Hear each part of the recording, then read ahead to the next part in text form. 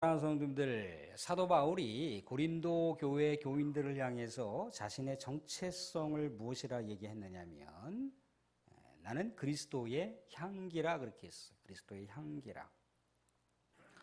근데 이 향기라고 하는 것이요, 그저 자연 세계의 어떤 뭐 꽃향기, 뭐 아름다운 냄새, 뭐 그런 어떤 부가적인 의미를 내포하고 있지만 실제 이 성경 원어에 들어가 보게 되면 유오디아라고 해서 하나님께 번제물로 드렸을 때, 제물로 드려졌을 때 우리 하나님께 올려지는 향기를 말합니다. 향기. 제물로 올려지는 향기를 얘기하는 거예요.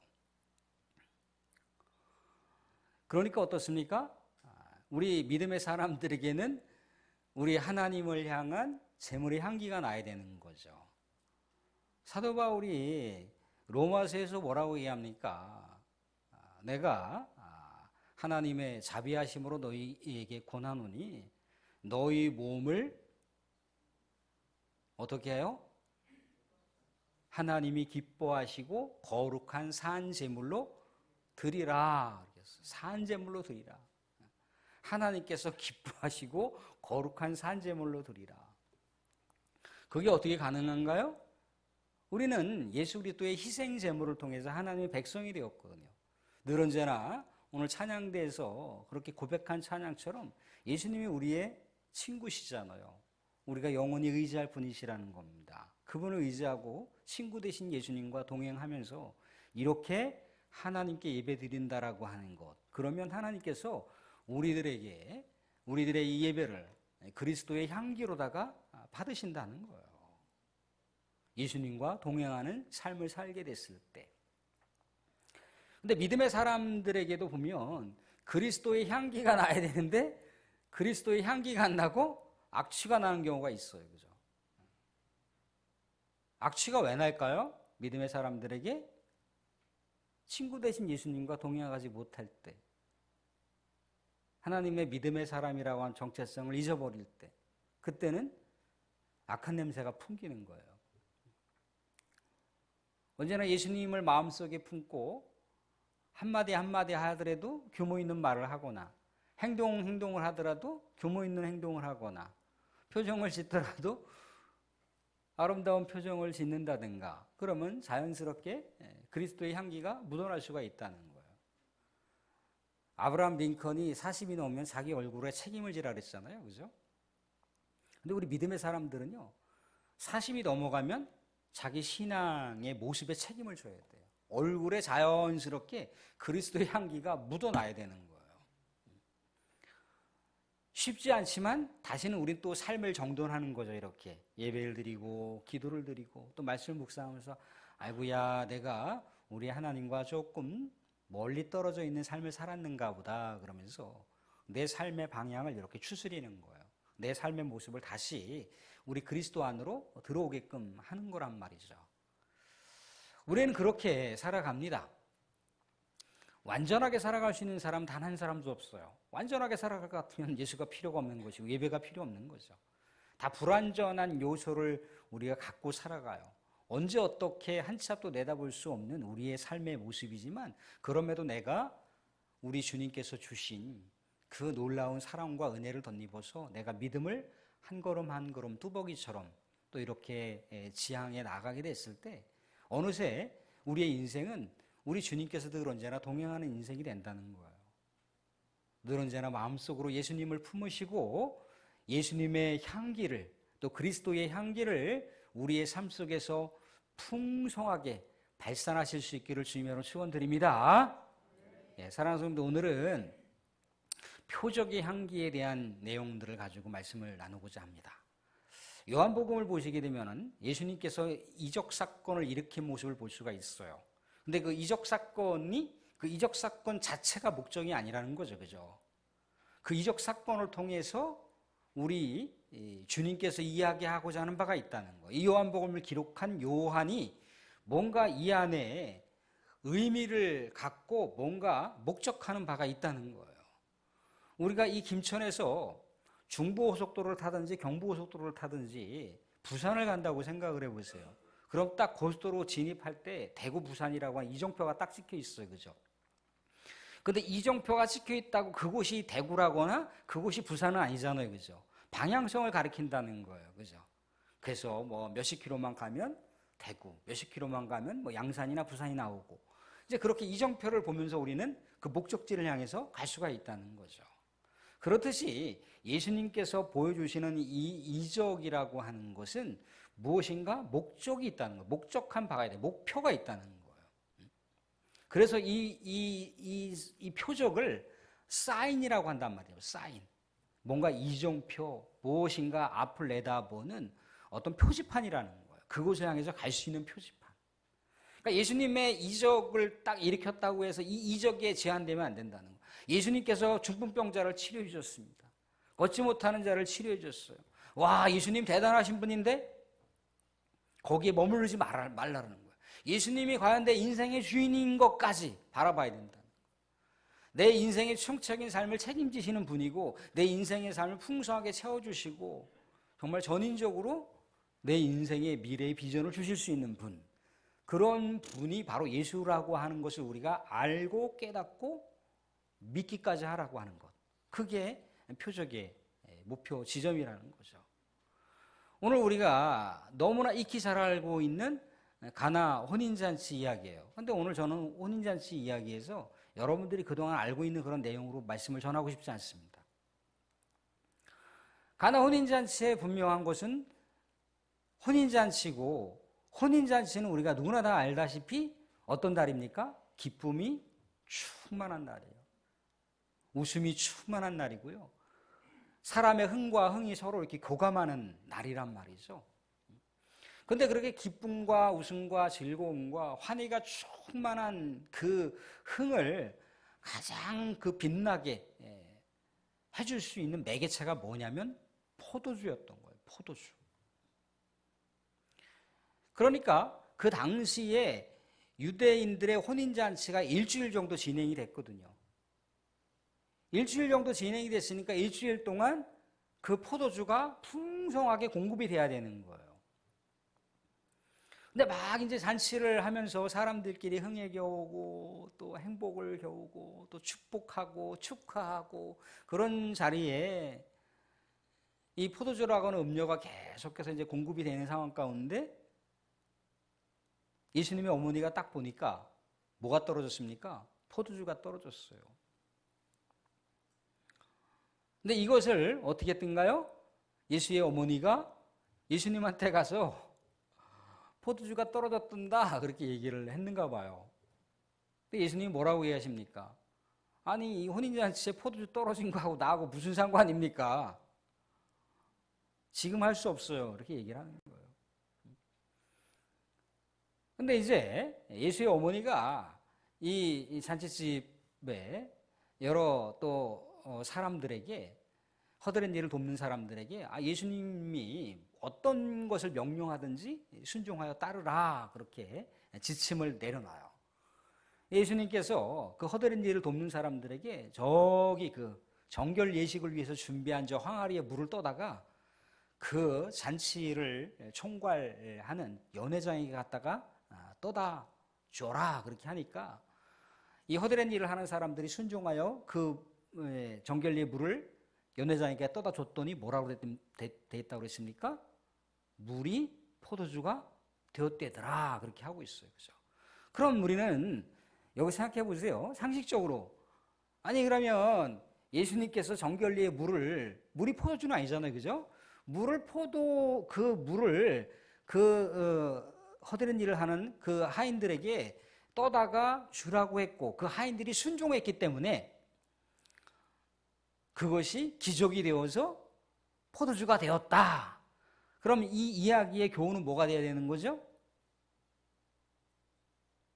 예수님을 잘 믿고 잘 순종하고 그럼 문제가 해결되는 거구나. 그러면 우리 이 생에 살아가면서 문제가 터지면 예수님을 붙들고 예수님께 이 문제를 해결해 달라고 하면 이 문제가 해결된대. 그래서 그리고 또 예수님께서 말씀하시는 것을 순종하면 해결된대.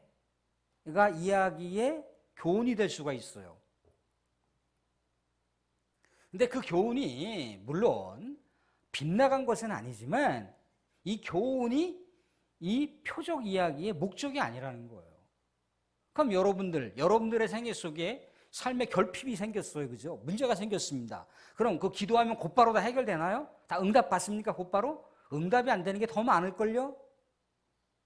그럼 오늘의 이야기대로 순종하면, 오늘의 말씀을, 예수님의 말씀을 경청하면 다 이루어져야죠. 그죠? 근데 보니까 정말 간절하게 기도했던 것, 정말 내 생에 목숨을 바쳐서라도 기도했던 것들은 어쩌면 응답이 안 되는 경우가 있어요. 고스란히 내 인생의 삶 속에 이 심령에 그대로 내 육체적인 고통 가운데 그대로 안겨진 채 우리가 살아갈 수도 있어요. 순종의 사연은 오늘의 이야기의 목적이 아니에요. 그러니까 오늘의 이야기의 표적의 목적을 우리가 알려면 뭐를 우리가 생각해 봐야 되냐면 이 혼인잔치가 도대체 뭐냐는 거죠. 혼인잔치가. 이 혼인잔치를 전적으로 책임질 수 있는 분이 누구냐는 거죠. 사랑하는 성도님들, 만약에 우리 이 광기 내동마을에 누구 집안에 아들이 결혼식이 있어요. 그죠? 누구 집안에 딸이 결혼식이 있어요. 그래서 이제 결혼식을 앞두고 피로연이라고 하는 걸 미리 하는 경우도 있잖아요. 그죠? 어제도 제가 누구 목사님 결혼식 때 이렇게 피로연 잠깐 갔다 왔는데 막 자식껏 기쁘게 웃고 뭐 그래요. 아무튼간 그런데 부녀회장과 더불어서 부녀회원들이 막 음식을 도울 거 아니에요. 그죠? 전을 부치고 뭐 고기를 삶고 그럴 거 아니겠어요. 그죠? 우리 광기 내동마을에는 뭐가 가장 그 잔치 음식 중에 꽃이 뭡니까? 수육인가요? 아무튼간 잔치를 막 이제 그 잔치상을 차리고 행복하게 마을 분들 뭐 초대하고 알고 있는 지인들 초대해서 막 한참 같이 만찬을 즐기고 음식을 먹고 기뻐하는데 갑자기 수육이 떨어졌어요. 부녀회원들이 서로 이야기를 하면서 부녀회장한테 가서 빨리 그 해결해라고 얘기를 합니다. 그럼 부녀회장이 어떻게 해다나요? 이 혼인잔치집 주인한테 결혼식을 앞두고 있는 아들의 집안의 그 엄마나 아빠한테 얘기할 거 아니에요. 그죠? 아니 누구 아빠, 누구 엄마 이거 수육이 떨어졌어. 빨리 공급을 해야 될 것 같은데 어떡하나? 얘기할 거 아니에요. 그죠? 그런데 부녀회장님이 갑자기 자기 아들한테 전화했고 얘야 여기 혼인잔치 집에 지금 수육이 떨어졌으니까 어떡하냐? 이게 여러분들 상식적으로 이해가 됩니까? 상식적으로 이해가 되나요?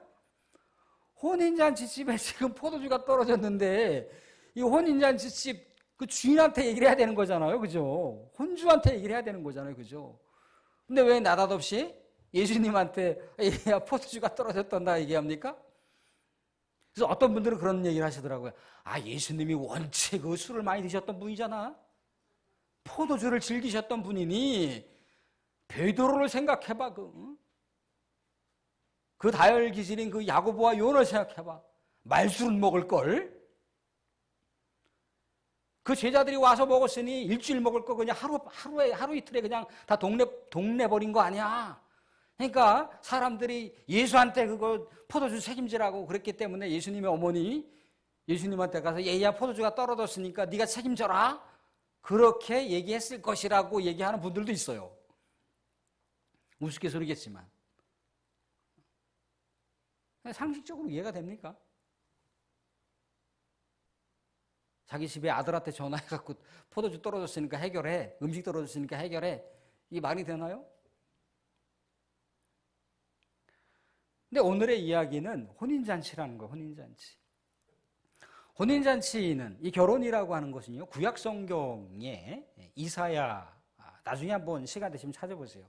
62장에 보시게 되면요 하나님 나라의 비전에 대한 이야기가 나와요. 메시아가 이 땅 가운데 오면 영원한 기쁨과 영원한 축제가 이루어질 것이라고 하는 그 비전이 나와요. 왜냐하면 그 당시에 이스라엘 백성들은요 식민지 노예의 삶을 살기 때문에 쪄들어 있어요. 미래가 없었단 말이죠. 슬픔과 또 한숨만 나오는 그러한 삶에 쩔어서 살아갔던 그 백성들에게 이사야 선지자가 하나님의 기쁨의 비전을 선포하는데 그게 결혼식의 비전이에요. 다시는 너희들을 버려진 자라 부르지 않고, 다시는 너희들의 땅을 황무지라 부르지 않고, 너희들의 땅을 너희를 헵시바라 부르고 너희들의 땅을 뷸라라 부리라. 하나님이 너희들을 보면서 기뻐하실 것이고 너희들의 땅은 결혼한 자의 땅이 되리라. 그렇게 한다는 거예요. 청년이 처녀를 만나서 결혼함처럼, 신랑이 신부를 만남처럼 하나님이 너희들을 바라보면서 너희들을 맞이하면서 기뻐할 것이다 라고 하는 결혼식에 대한 이야기를 합니다. 그 이스라엘 백성들의 기쁨과 환희와 즐거움이 있을 것이라고 하는 하나님의 비전인 거예요. 그러니까 이스라엘 백성들이 얼마나 힘이 났습니까? 메시아가 오면 그런 일이 있을 거야. 근데 그런 일이 어디서? 이 결혼식에서 메시아가 등장을 했잖아요. 그죠? 결혼식에 포도주가 결핍된 상황이지 않습니까? 포도주가 결핍이 된다라고 한 건 뭘 얘기하는 거예요? 잔치가 완전히 망쳐지는 걸 얘기하는 거예요. 기쁨이 파괴되는 걸 얘기하는 겁니다. 다시 어려움이 찾아올 것이라고 하는 걸 얘기하는 거예요. 온갖 수치와 비판이 난무할 것이라고 하는 걸 얘기하는 거예요. 소문난 잔치 가봤더니 음식 먹을 게 하나도 없어. 짠지밖에 없어. 그럼 뭐라고 다들 얘기하겠습니까? 그래서 음식은 조금이라도 더 돈을 모으고 재정을 써서 풍성하게 하는 것인데 먹을 것이 없으면 야, 이러려고 우리를 초대했나? 이러려고 내가 축의금을 줬나? 이럴 거 아니에요. 그 당시에 축의금 문화라고 하는 건 더 했단 말이죠.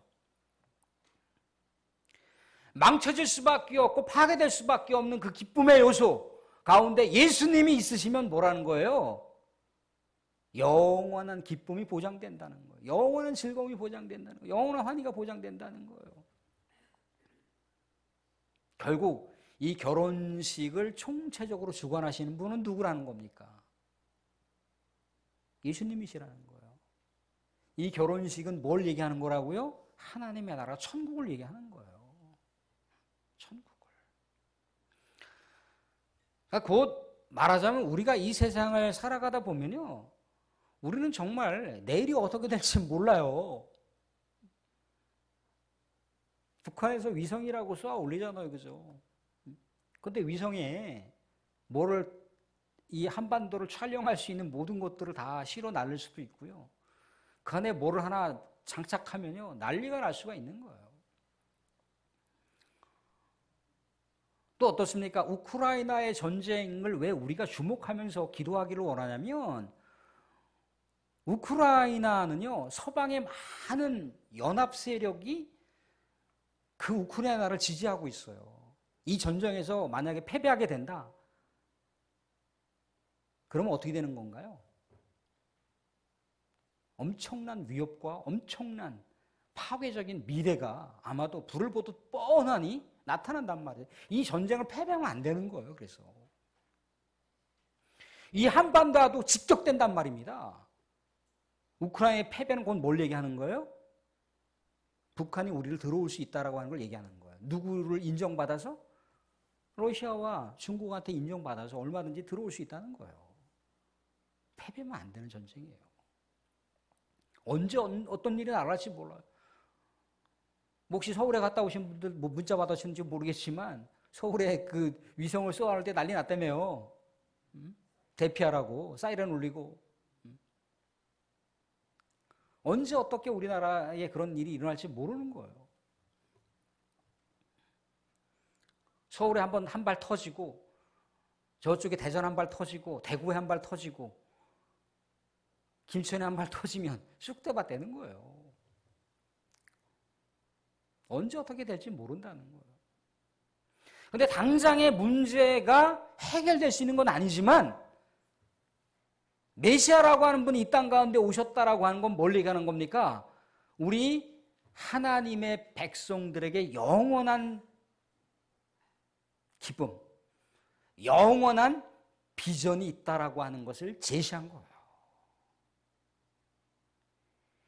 예수님이 오시기 전에 700년 전에 이사야가 이 예언을 한 거예요.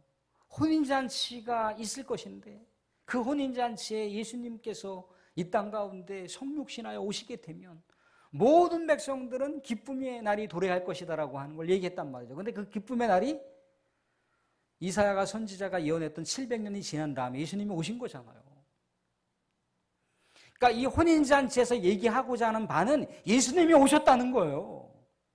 예수님이 오셨기 때문에 슬픔과 아픔과 여러 가지 파괴와 한숨만 나오는 그런 삶을 살아가는 백성들이 더 이상 한숨을 내뱉지 않고 더 이상 고통과 울음을 갖지 않고 영원한 소망과 영원한 희망과 영원한 기쁨의 노래를 부를 수 있다라고 하는 것을 얘기하고자 하는 거예요.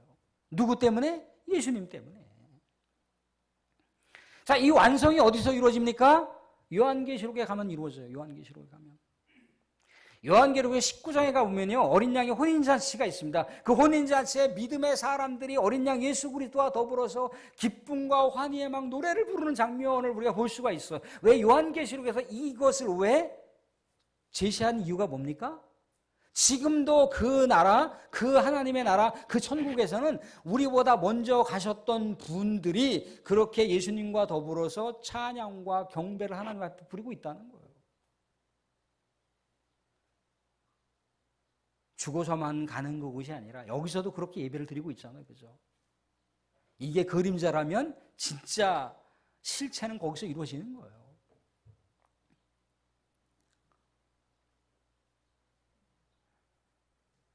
포도주가 떨어졌다라고 혼인 집주인한테 얘기 안 하고 예수님한테 얘기하는 이유에 대해서 우리 생각해 볼 수 있잖아요. 그죠? 마리아는 누굴 얘기하는 걸까요? 마리아는 구별을 얘기하는 거예요. 물론 마리아가 창세기에 나오는 제2의 하와의 모습으로 이 땅 가운데 많은 백성들을 보호하는 역할을 한다라고 나와 있어요. 그래서 천주교에서는 이 마리아를 통해서 예수님께 기도하는 거예요. 그러니까 마리아는 교회 공동체를 상징한다는 거예요. 교회 공동체를 이끌어가고 교회 공동체의 결핍을 해결하고 교회 공동체의 비전을 제시할 수 있는 분, 그분이 바로 예수님이신데 예수님께서 완성하실 날이 온다는 거예요. 그 완성하실 날은 언젠가요? 예수님이 이 땅 가운데 다시 오실 때 이 땅 가운데 모든 결핍과 모든 부족함이 완전하게 해결되는 거예요. 완전하게. 여러분들 예수 믿는다고 여러분들의 가정에 아픔이 없습니까? 여러분들의 가정에 모든 문제가 다 해결되던가요? 여러분들의 자녀들이 우리가 원하는 대로 다 풀리나요? 설령 풀린다고 해도 또 그 다음 숙제가 있고 또 그 다음 숙제가 있는 거예요. 아이고 우리 자녀 취업만 했으면 좋겠다. 아이고 우리 자녀 대학만 갔으면 좋겠다. 또 그러면 대학 가고 나서 취업하면 또 뭐가 있나요? 결혼이 있어요. 결혼하서 또 애들 낳으면 애들 또 크면 그 아들 또 학업 문제가 있어요. 계속이라고요. 계속.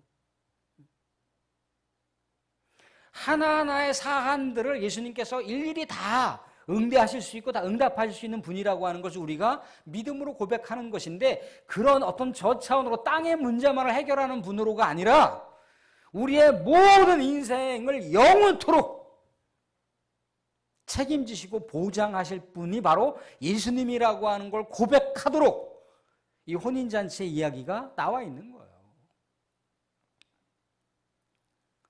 포도주가 새롭게 공급되었습니다. 이 포도주에 대한 것도요, 아모스를 보거나 호세아를 보거나 그러면 이 포도주에 대한 내용이 뭐라고 나오냐면 이스라엘 백성들의 영원한 회복에 대한 이야기로 등장을 하고 있어요. 마치 혼인잔치와 같은 맥락으로 기록이 되어 있다는 거예요.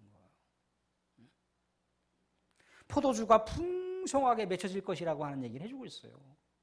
언제? 메시아가 이 땅 가운데 오시게 되면 1차적으로 이루어진 거예요. 1차적으로 이 세상 가운데 결핍과 한계 상황 가운데 살아가는 백성들에게 영원한 것으로 채워질 수 있는 분이 계시니 바로 누구라는 겁니까? 예수님이라는 거예요. 예수님. 이것을 누가 알았습니까? 사도 바울이 알았잖아요. 사도 바울이 예수님 믿는 사람들을 다 잡아 족치고 감옥에 가두고 죽이기까지 한 사람이 누굽니까? 바울이란 말이죠. 그런데 그가 다메섹으로 가는 그 길목에서 믿음의 사람들을 체포하려고 갔을 때 거기서 부활하신 예수님의 형체를 만났다는 거예요. 모든 구약 성경이 바로 예수님 메시아를 가리킨다라고 하는 걸 그가 알았습니다. 그래서 예수는 나의 운명 그러면서 세상 가운데 예수 믿으세요, 예수 믿으세요. 예수가 우리의 인생의 영원한 목적입니다 라고 증거했다는 거예요. 죽기까지.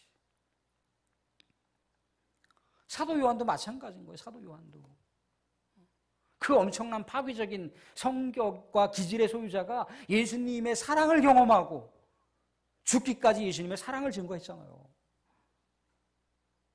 예수님이 내 인생의 총체적인 주관자라고 하는 것, 그것을 알고 이 세상에 있어서 여러분들 결핍이 있어요. 부족한 것이 있습니다. 해결되지 않는 것들이 있어요. 근데 우리가 그것만 바라보고 살아갑니까? 그것도 일단 유보, 그것은 또 보관한 채 우리의 또 삶의 영역이 또 펼쳐지잖아요. 그죠?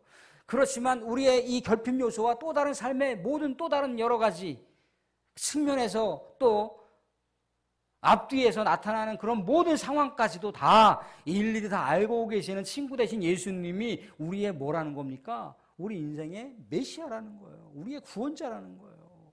우리 인생의 주관자라는 겁니다. 그것을 고백하는, 예수님과 함께하면 영원한 잔치가 이루어진다는 거예요. 영원한 잔치 속에서 살아갈 수가 있다는 거예요.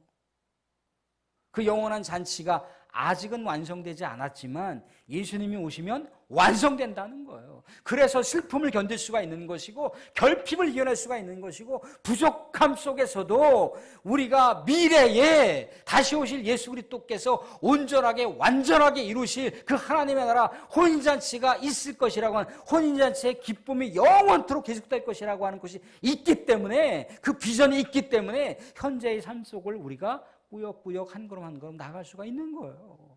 여러분들 비전이 있어야 현재의 고난과 아픔과 괴로움을 우리가 뚫고 나갈 수가 있는 거예요. 세상적인 방식을 등식할 필요까지는 없지만 아무것도 없는 신혼부부가 그래 지금은 우리가 새방살이 살아가고 있지만 우리가 조금 돈을 모아서 전세방으로 옮기고 또 전세방을 조금 옮겨서 나중에 한 25평짜리를 우리가 또 이사가고 조금 더 우리가 돈을 모아서 35평으로 이사가고, 물론 그렇게 소소한 세상적인 계획 속에서의 그런 세상적인 비전일 수 있겠지만 그러면서 그들이 한 푼 두 푼 모을 수 있는 건 뭡니까? 그렇게 우리가 근사하게 살아갈 수 있는 집을 우리가 생각하면서 그렇게 현재에 쪼들리는 생활이지만 그렇게 견딜 수가 있다는 거예요. 그렇듯이 하나님 나라의 그 무궁한 혼인잔치와 같은 무궁한 비전이 있음으로 인해서 결핍을 견딜 수가 있는 거고 부족함을 우리가 이겨나갈 수가 있는 겁니다. 사랑하는 분들, 말씀을 맺겠습니다. 우리 생에는 부족함이 있는 거 당연합니다. 그 안에 결핍이 있는 거 당연해요. 해결되지 않은 무수한 요소들이 많이 있는 거 당연합니다. 다 해결할 수도 없고 다 체험받을 수도 없고 다 모든 것이 기쁨일 수도 없어요. 예배 드리고 나가도 여러분들의 응어리져 있는 삶은 그대로 펼칠 수도 있어요. 여러분들의 육신적인 고통은 그대로 남을 수 있습니다. 그럼에도 우리의 모든 영육을 다 책임지고 영육을 보장하는 분이 누구라고요? 예수님이 우리에게 계십니다. 우리가 육신적인 고통이 있어도 또 한 걸음씩 믿음의 사람으로 하나님께 나아가는 거예요. 우리의 삶의 요소도 마찬가지고요. 우리가 그 예수님을 진실되게 만나고 알게 됐을 때 우리는 어떤 삶을 살 수가 있습니까? 주 안에서 모든 것을 가능하게 할 수 있는 거예요. 내가 부하든지 가난하든지 풍요롭든지 뭐하든지 예수 그리스도 안에서 모든 것을 만족함을 선포했던 사도 바울을 생각해 보세요. 사랑하는 분들, 우리는 예수와 함께하는 삶이기 때문에, 예수께서 우리들을 책임져 주시는 삶이기 때문에 우리는 그리스도의 향기가 될 수 있을 줄로 믿습니다. 우리의 삶 속에서 늘 언제나 끊임없이 예수를 부르짖으시고 여러분들의 삶을 그리스도의 향기로 발산하실 수 있는 삶이 되기를 주님의 이름으로 축원드립니다.